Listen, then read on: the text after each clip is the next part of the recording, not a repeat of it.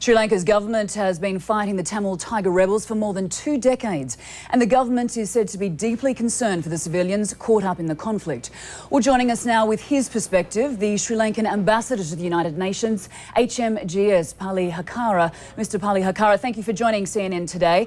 Now, the military is preparing for its final assault against the Tamil Tigers who refuse to surrender. Now, according to the UNHCR, 50,000 civilians are caught up in this war zone. You have been at the United Nations today discussing the crisis in your country.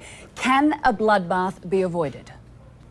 Certainly, I think the first step in that significant step in that direction was taken last 2 days, where the Tamil civilians in huge numbers, as your own correspondent reported, have used a safe passage created by the security forces to walk away from the LTT's hostage situation, and that the government forces are now trying successfully to create more safe passages so that the remaining civilians can terminate this hostage situation and come to safer areas. So according to the military, 50,000 people have been allowed safe passage. They're the ones who have escaped in the last 2 days. But according to UNHCR, 50,000 remain in that war zone. If a final assault begins, what will happen to those civilians?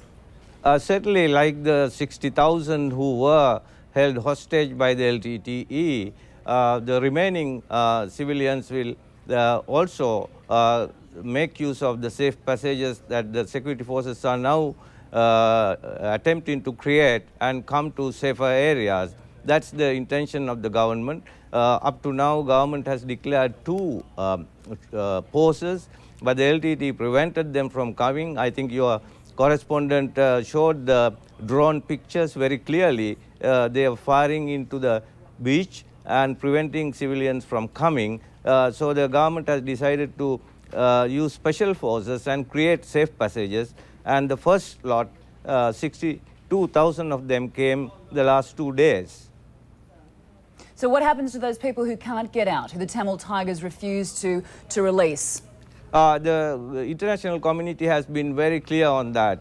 The co-chairs, the EU, the US, Japan and Norway, who issued a statement on 3rd February, said that LTT has lost its military capacity, lost territory, and now it's losing people. They have very clearly told them that quickest way to end this conflict now is for LTT to surrender and discuss modalities for disarmament. I think everyone hopes that they will see reality and do that. Well, the international community and the United States is also calling on your government to halt the fighting, to allow for a negotiation of this civilian evacuation. Why won't you agree to this ceasefire, this temporary truce? Government did agree twice and declared 2 poses, and then in fact used a number of interlocutors to send messages to LTTE to reciprocate and agree to let these civilians go. They didn't do that. You had a 2-day ceasefire last week, but what about now? The Tamil Tigers are refusing to surrender. Why won't you agree to a temporary truce to allow those 50,000 or so civilians caught up in that war zone to get out of that area? Certainly, if the LTT today can tell the ICRC or the United Nations that we are letting this 50,000 go, I'm sure we can persuade our government to agree to any truce tomorrow. The International Committee of the Red Cross says this is nothing short of catastrophic. What is your response to that? The government certainly shares all the international concerns, including the ICRC concern about the catastrophe being created by the LTTE, and that is why government is sending food even under these trying conditions, to food and medicines to these areas. ICRC ships are going there every 3 days with the full knowledge that bulk of it is being used by the LTT to feed its cadres. Government shares that concern, and it's working with the international organizations like ICRC to alleviate that. And we are gratified to see that civilians have taken the message and they are coming in large numbers walking away from the LTT.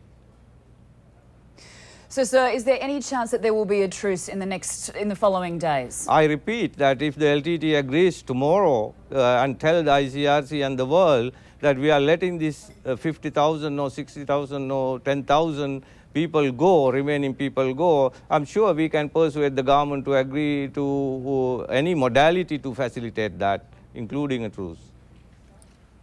All right. H.M.G.S. Palihakkara, the Sri Lankan ambassador to the United Nations, many thanks for joining CNN today.